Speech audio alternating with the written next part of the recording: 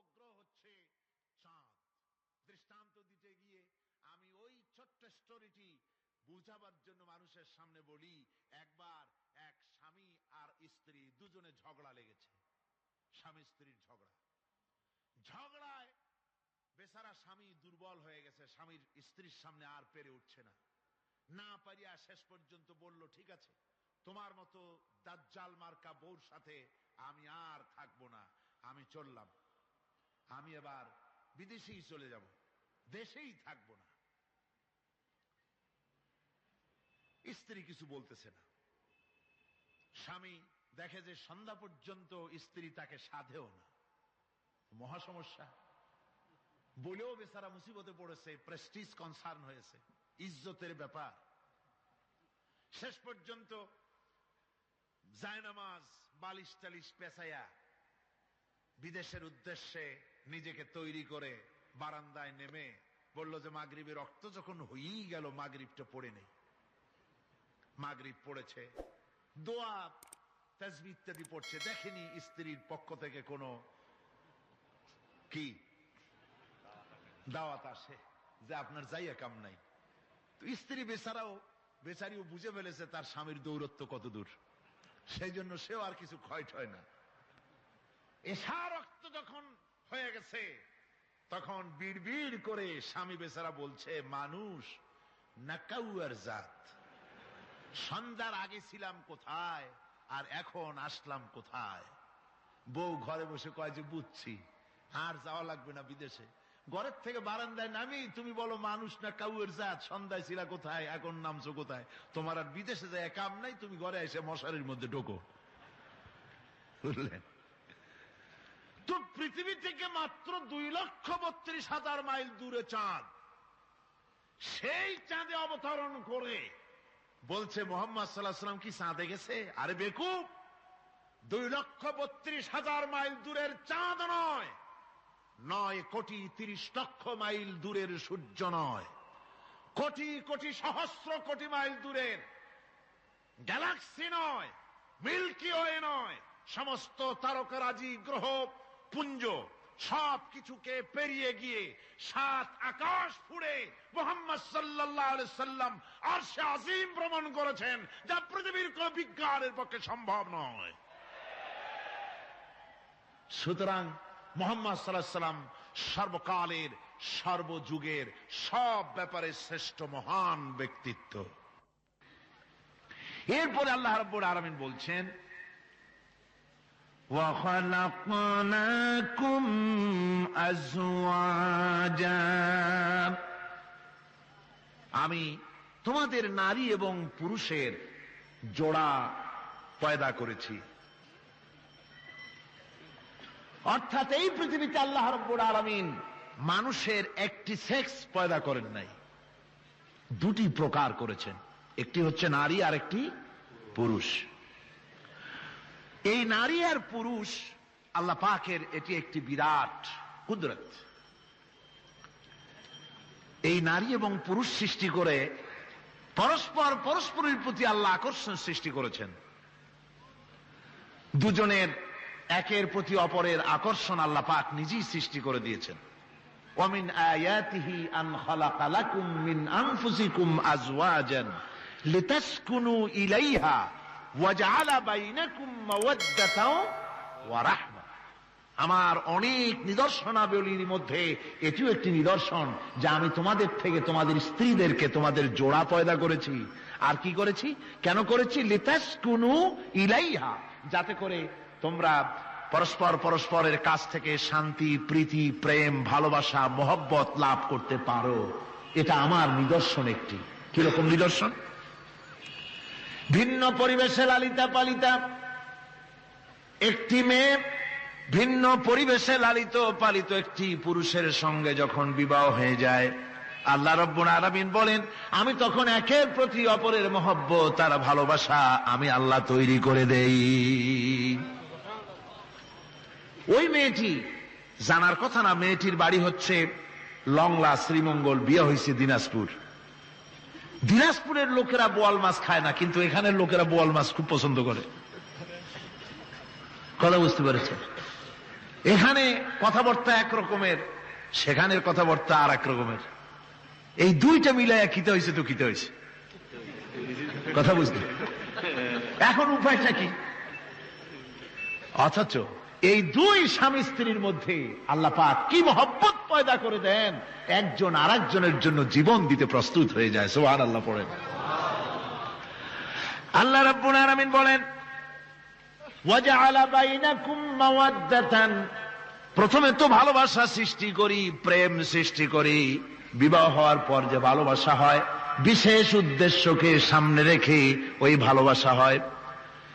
এরপরে যখন বয়স বাড়তে থাকে, যখন বার্ধক্য আসে, তখন ওই ভালোবাসাটা আর থাকে না যেটা ছিল প্রথম। সেটা আমি ওয়াজআলা বাইনাকুম মাওয়াদ্দাতান ওয়া রাহমা, মাওয়াদ্দা তখন রহমতে পরিণত হয়ে যায়। প্রথমে থাকে একটা প্রেম কেন্দ্রিক ভালোবাসা। পরবর্তী সময় যখন স্বামী বুড়ো হয়ে যায় আর স্ত্রী যখন বুড়ি হয়, তখন আল্লাহ পাক বলেন, আমি উভয়ের মধ্যে সহৃদয়তা, করুণার সৃষ্টি করে দেই। পরস্পরের প্রতি আকর্ষণ তখন আরো বাড়িয়ে দেই। একজন আর একজন ছাড়া চলে না, বুড়ার বুড়ি ছাড়া উপায় থাকে না।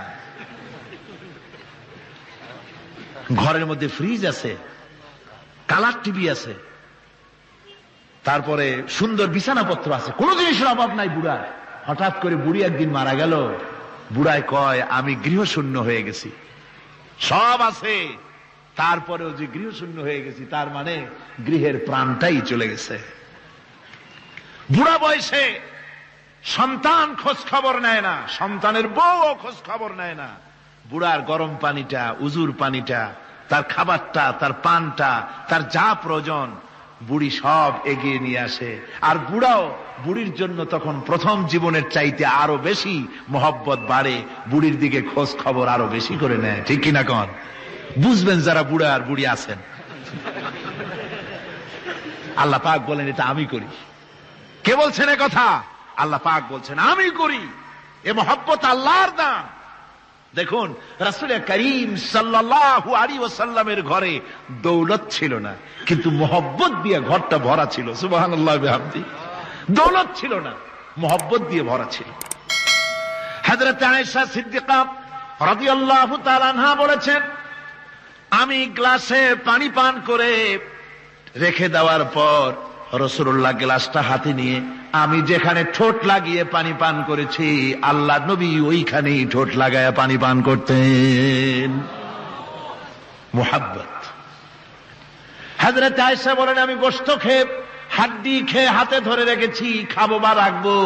আল্লাহ নবী তখন আমার হাতের থেকে গোশত বা হাড্ডিটা আমার হাত থেকে নিয়ে আমি গোশতের যে অংশে কামড় দিয়েছি, রাসূলুল্লাহ সেখানে মুখ লাগিয়ে খেতেন। দৌলত ছিল না হুজুরের ঘরে এক ফোঁটাও, কিন্তু মহব্বত ছিল ঘরটা ভরা। হযরত আয়েশা বলেছেন, রাসূলুল্লাহ কাজ করে কষ্ট করে ঘরের ভিতরে ফিরে যখন দেখেছেন রান্না বান্না সারা হয় নাই, হুজুর ক্ষুধার্ত, অথচ আমার রান্না শেষ হয় নাই, নবীজি রাগ করেন নাই, অসন্তুষ্ট হন নাই, ভুরু কুঞ্চিত করেন নাই, চোখ গরম করেন নাই, বরং আমার কাছে বসে রান্না বান্নায় আমাকে আল্লাহর নবী, বিশ্ব নবী মুহাম্মদ রাসূলুল্লাহ সাল্লাল্লাহু আলাইহি ওয়াসাল্লাম আমাকে সহযোগিতা করেছেন। স্বামী স্ত্রীর ভালোবাসা হচ্ছে স্বর্গীয় নিয়ামত, জান্নাতের নিয়ামত। সুবহানাল্লাহ পড়েন।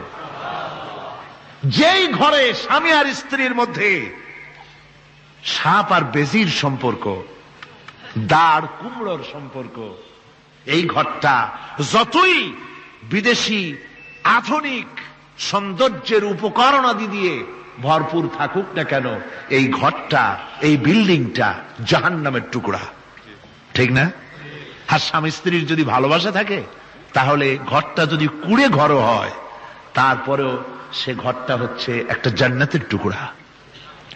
অনেক স্ত্রী আছে স্বামীর সাথে মহব্বত নাই, উল্টো পাল্টা কারবার। ওই রকম এক স্বামীর কাছে খবর আসছে যে আপনি তো এই গ্রামের মাতবাড়ি করেন, বিচার আচার করতেছেন, আপনার বউ তো গোসল করতে গিয়ে পড়ে গেছে নদীর মধ্যে। তো লোকটা দৌড় দিয়েছে, দৌড়ে গেছে, যায় কয় যে কোন জায়গায় পড়ছে, কয় যে এইখানে পড়ছে। লোকটা তখন জোয়ারের পানি যাচ্ছিল এইদিকে, লোকটা দৌড় দিছে উল্টা দিকে। লোকেরা কয় যে মিয়া, তোমার বউ পড়েছে এইখান থেকে জোয়ারের পানি এদিকে যায়, তুমি উল্টা দৌড়াও কেন? মাতবর বলছে যে দেখো, এটা হচ্ছে আমাদের ইন্টারনাল অ্যাফেয়ার্স, এটা বুঝবা না।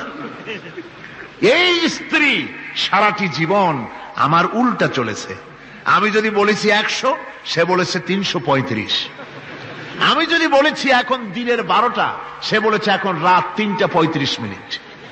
সম্পূর্ণ উল্টা সারা জীবন যে চলেছে।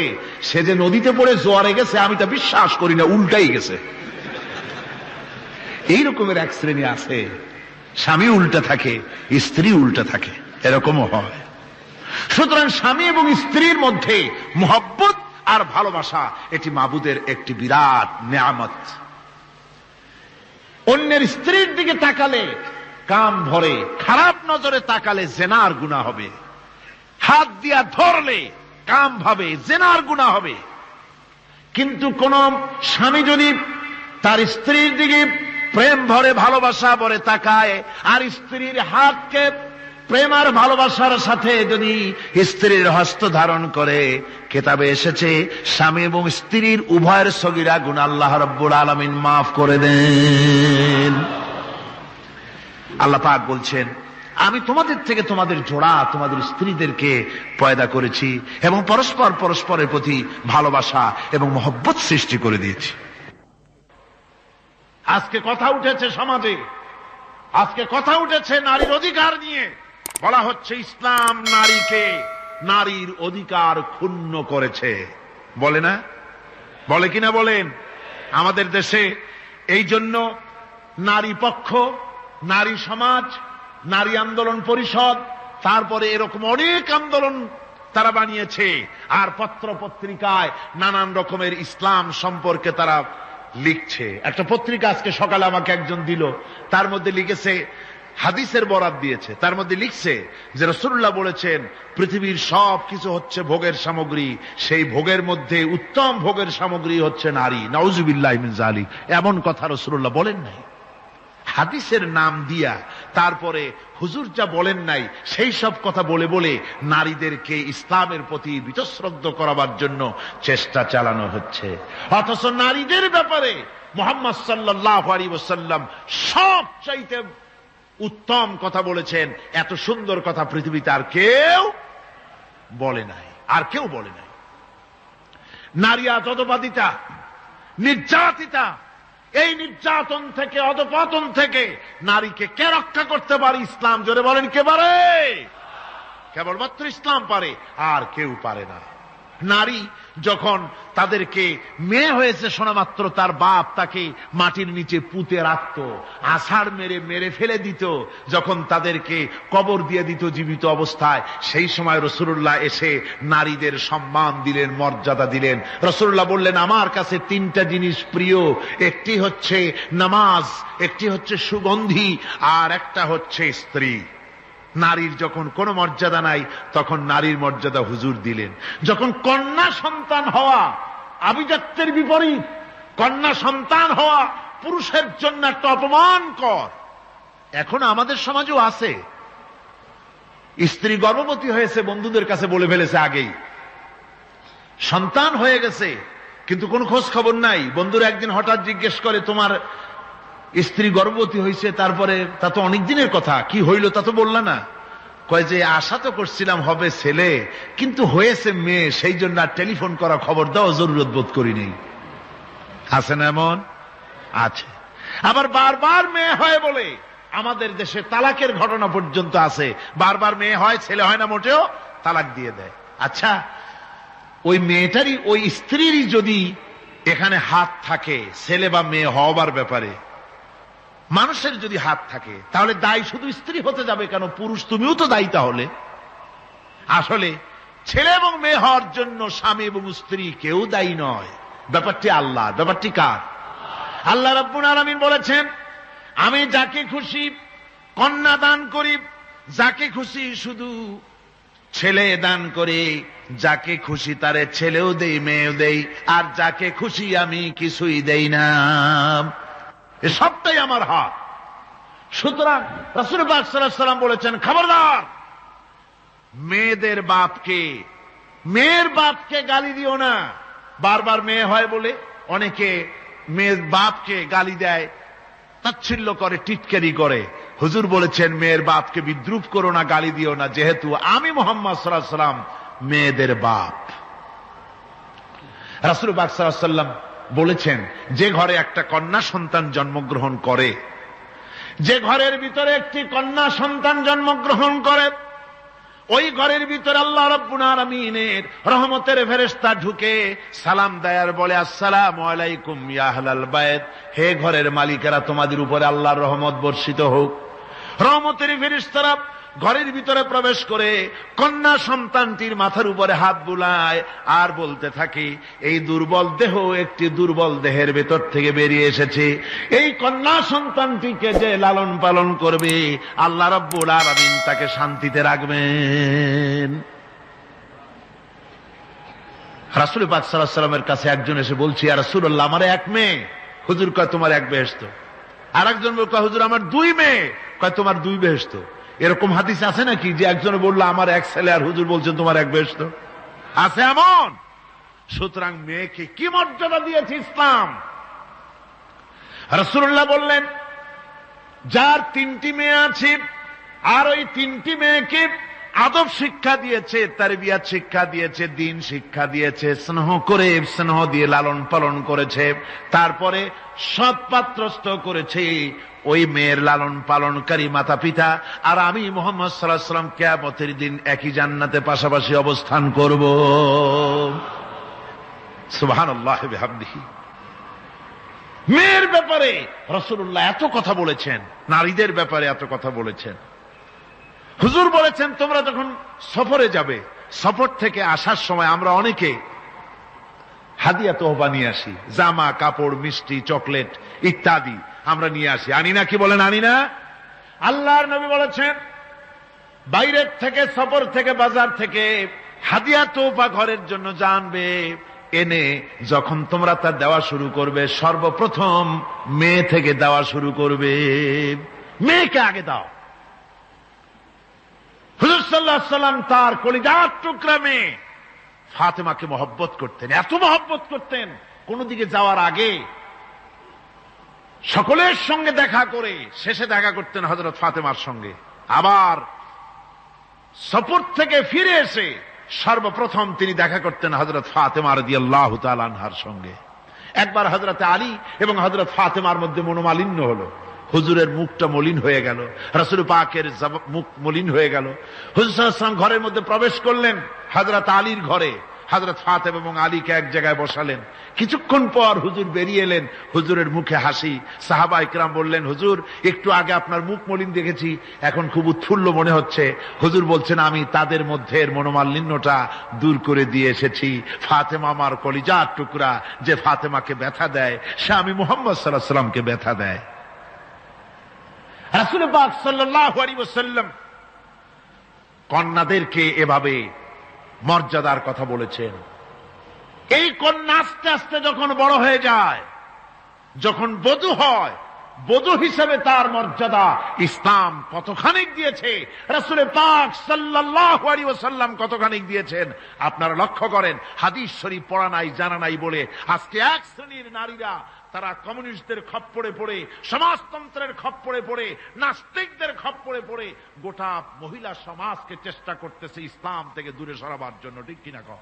হযরত আয়েশা বলেছেন, আমি যখন ঘরে কাজ করতেছি, হুজুর বাইরের থেকে এসে দেখেছেন আমার রান্না করতে দেরি আছে, খাবার দাবার এখনো রেডি হয় নাই, হুজুর ক্ষুধার্ত, কিন্তু হুজুর ভুরু কুঞ্চিত করেননি, হুজুর বিরক্ত হননি, হুজুর আমাকে গালমন্দ করেননি, আমার কাছে বসে তিনি আমার রান্নার সহযোগিতা করেছেন। সুবহানাল্লাহি ওয়া বিহামদিহি। জোরে বলেন সুবহানাল্লাহি ওয়া বিহামদিহি।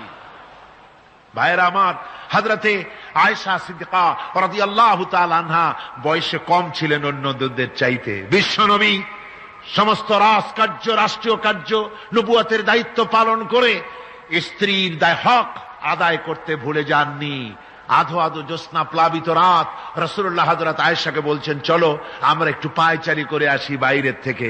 ঘুরতে ঘুরতে হুজুর বলছেন দেখো তো ওই যে দূরে দেখা যায় একটা জিনিস, চলো আমরা দৌড় দেই, দেখি কে আগে ওই জায়গায় পৌঁছতে পারে। দুজনে মিলে দৌড় দিলেন। হযরত আয়েশা বললেন আমি হুজুরকে পেছনে ফেলে দ্রুত গতিতে আমি দৌড়ে লক্ষ্যবস্তুর কাছে চলে গেলাম। হুজুর সাল্লাল্লাহু আলাইহি ওয়াসাল্লাম যখন ধীরে সুস্থে আমার কাছে এলেন, আমি বললাম দেখছেন আপনি কিন্তু আমার সাথে দৌড়ে পারেন নাই। হযরত আয়েশা বলছেন এর কিছু কাল পরে আবার একদিন রাসূলুল্লাহ দৌড় প্রতিযোগিতার ব্যবস্থা করলেন, দৌড় দিলাম। হযরত আয়েশা বলছেন সেই সময়ের তুলনায় আমার শরীর কিছুটা স্থূল এবং ভারী হয়ে গেছে, আমি দৌড়াইয়া পারলাম না, আমি পেছনে পড়ে গেলাম। হুজুর আমার আগে চলে গেলেন লক্ষ্যবস্তুর কাছে। আমি হাঁপাতে হাঁপাতে যখন রাসূলের কাছে চলে গেছি, রাসূল পাক মুস্কি হেসে আমাকে বললেন আয়েশা ওই সেই দিনের প্রতিশোধ আজকে নিলাম। সুবহানাল্লাহ বিহামদি, সেদিনের জবাব আজকে দিয়ে দিলাম। স্বামী স্ত্রীর দাম্পত্য জীবনের এই দৃশ্য কতখানি উপভোগ্য, সুবহানাল্লাহ বিহামদিহি। এই জন্য স্বামী স্ত্রীর ভিতরে যে মুহাব্বত, এটা বেহেশতি অবদান, এটা জান্নাতের অবদান, এটা আল্লাহর নিয়ামত। এটা কি ধরে কোন আল্লাহর নিয়ামত। এই নিয়ামত যে ঘরের মধ্যে আছে সে ঘরটা বেহেশত, সে ঘরটা কি বেহেশত।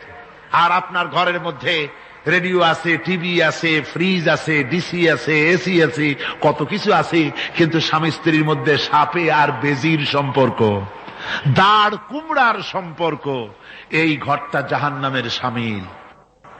আছে না এক পদের স্ত্রী, স্বামীও আছে এরকম এক পদের স্বামী আছে, সমানে পিটায় মেয়ে লোক, পিটাইতেই থাকে।